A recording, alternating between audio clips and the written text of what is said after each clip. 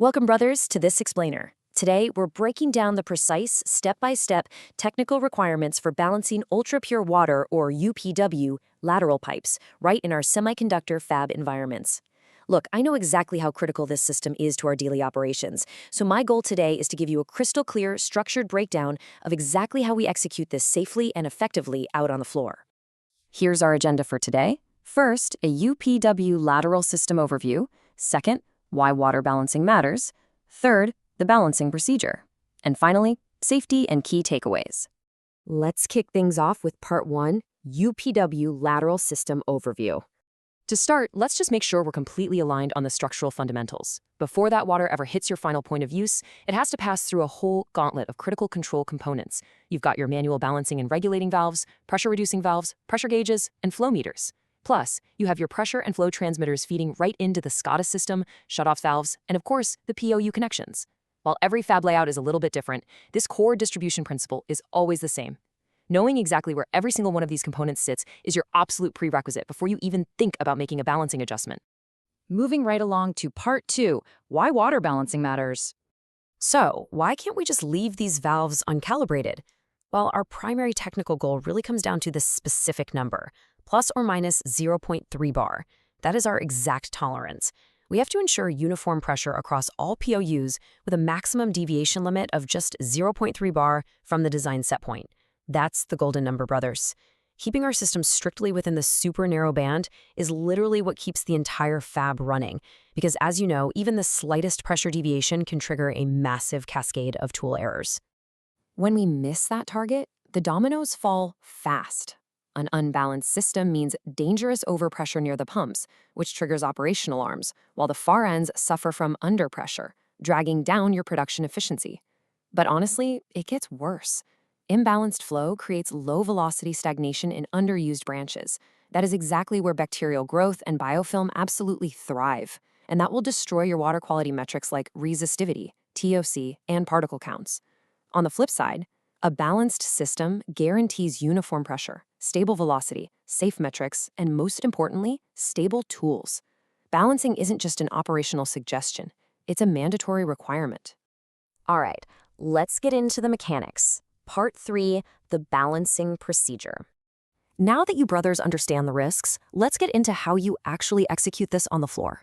Step 0 is all about preparation. Prioritize safety with your lockout-tagout protocols, get your cleanroom PPE on, and make absolutely sure your portable gauges and flow meters are fully calibrated. For Step 1, record your baseline main header pressure and the current valve percentages. Then, Step 2, carefully identify your critical PUUs and verify your VFD control mode. You need to know which laterals have the highest design flow and which tools are the most sensitive to pressure drops before you begin. And to do this right, you've got to have your balancing record sheet in hand. Every single baseline metric must be recorded right here before you turn a single manual valve. You're tracking upstream pressure, downstream pressure, your delta P, flow rate, and that valve opening percentage. Listen, if it isn't written down on this sheet, it simply didn't happen. When you're ready to start adjusting, you absolutely must follow the farthest first principle. This means executing the balance on the lateral situated furthest from the pump first, and then progressively working backwards toward the pump. It's kind of like tuning a guitar. If you start close to the pump, every subsequent adjustment further down the line is going to throw your initial work completely out of whack. You have to stabilize from the endpoints inward. Now, I need you to exercise extreme patience here. You should only be adjusting the valve opening in very small increments of 5 to 10% at a time. It's a proportional trial and error method. Never, under any circumstances, just abruptly crank a valve open or shut. For Step 3, you apply those 5 to 10% proportional adjustments. Then, Step 4, wait 2 to 5 minutes. Because UPW systems have massive hydraulic volume, they have inherent dead time. You've got to wait for that response before recording your new delta P and flow. You might repeat this a few times per valve until you nail the target. Once all laterals are balanced, Step 5 is overall validation. Check your total main header flow and the overall pressure drop. If the main header needs adjusting after the laterals are dialed in, coordinate with the primary UPW team. Do not alter pump set points on your own. For your final validation, which is Step 6, I need you to run the system continuously for 30 to 60 minutes. Monitor the SCADA system closely to watch for any controller hunting or pressure fluctuations.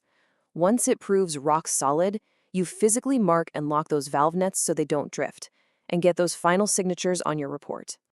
Let's wrap things up with part 4, safety and key takeaways.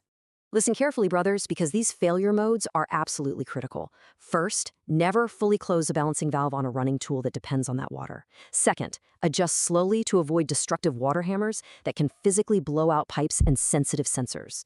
Third, continuously monitor your main header pressure. Fourth, beware of controller hunting in auto pressure systems. And finally, anytime you're touching a POU connection, always use strict cleanroom glove protocols to prevent contamination in the pure water. I want to leave you with this quote. Balancing is about pressure and flow, not just opening valves. This captures the absolute core philosophy you need to take away from this explainer today. Patience and precise measurement are vastly more important than trying to rush through adjustments. So as you head out onto the fab floor for your next shift, I want you to ask yourselves, are all of your lateral endpoints operating within that plus or minus 0.3 bar tolerance right now? Or is low velocity silently building biofilm and threatening your tool efficiency? I highly encourage you to pull up your latest SCADA trends today and find out for sure. Stay safe out there, brothers, and let's keep our UPW systems running flawlessly.